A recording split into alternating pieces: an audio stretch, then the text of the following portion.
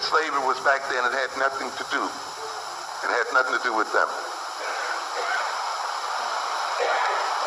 Ladies and gentlemen, we've never escaped slavery. We still share the slave consciousness of our great-great-grandparents. We are of the same mind to a great extent that they were. We have not advanced beyond these people. How can I say that? I generally ask a series of questions. You say that slavery has nothing to do with you and slavery was back there. And I ask you the question then, what language do you speak?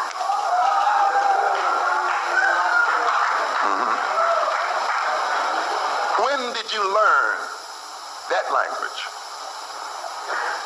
Was that the language African people were speaking when we were taken into slavery in America? In other words, the language we speak at this moment is what? A slave language. The language that our slave ancestors were forced to learn. And we still speak it, and you can still hear the pidgin, the Creole, and the other kinds of stuff in our language right at this moment that they had to go through. That language, with its words defined by history and by an experience, is the language we use today to guide our behavior. It's the language we use today to talk to ourselves. It's the language we use today to learn about ourselves and to learn about the world. It's the language today we use to try to understand ourselves. Is there no wonder then that we are still confused? So we have not escaped slavery because we are still using a slave language and we speak the language of slaves. What kind of food do you eat? You say soul food? Was that the food of African people? Slave food. The food that we find most satisfying, the food that we find that sticks to our ribs, the food that we call down home, a food that we learn to eat in the quarters. And yet we dare say that we have escaped slavery, that we have nothing to do with those people back there, that was back there. When our whole very social life and social relationships, our very definition of ourselves as a people, our very attempt to commune with ourselves is mediated by the food of slaves. Understand what I'm trying to get at? And how can you say that you exist in a different consciousness from another people? What kind of uniforms are we wearing? Huh? What kind of clothes are we wearing? Were these the clothes of African people? Huh? This is what we got to look at. Yes. What is this to say then that we've escaped slavery? What kind of names do we respond to? Yes. Yes.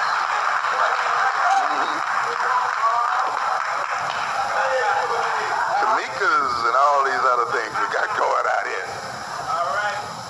What kind of names do we identify with?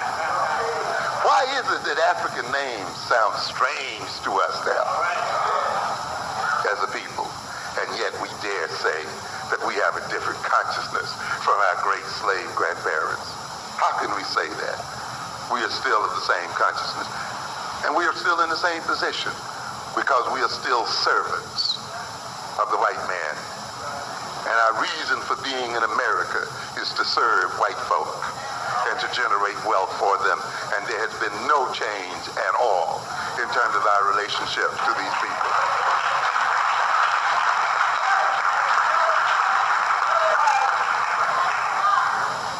The values that we pursue are slave values and the values of servants. The social relations that we create and interact with were built and developed during the periods of slavery. We have not escaped it at all. But it is time for us to change the slave consciousness, this consciousness of servitude that is still too much with us today. And ultimately, we ask the question that's closest to home for a lot of people.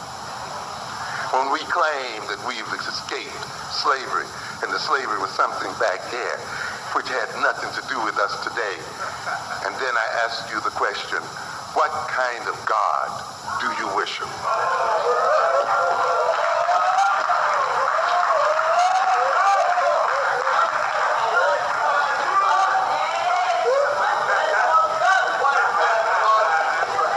What's the name of it? Who taught you to praise him? Was this the God you were praying to before you were brought to these shores? Was this the religion you had before you were brought to these shores?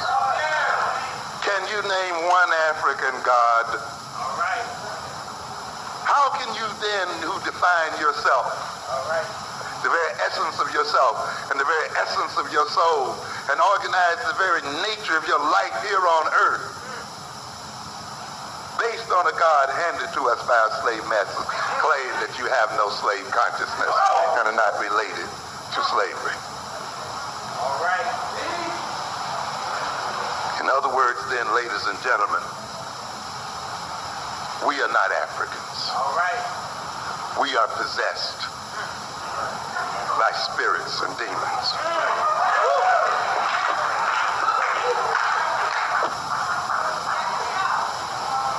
We have let another people's spirit take possession of our bodies and take possession of our minds. When we speak, it is not with our African voice. It is with the voice of that demonic presence that uses our lips to speak its own language. Yes. Yes, and we have to recognize this. We are possessed. And if we are to transform ourselves and to transform the nature of our relationship with those who are our masters, we must engage in an exorcism and clear the devils out of our minds.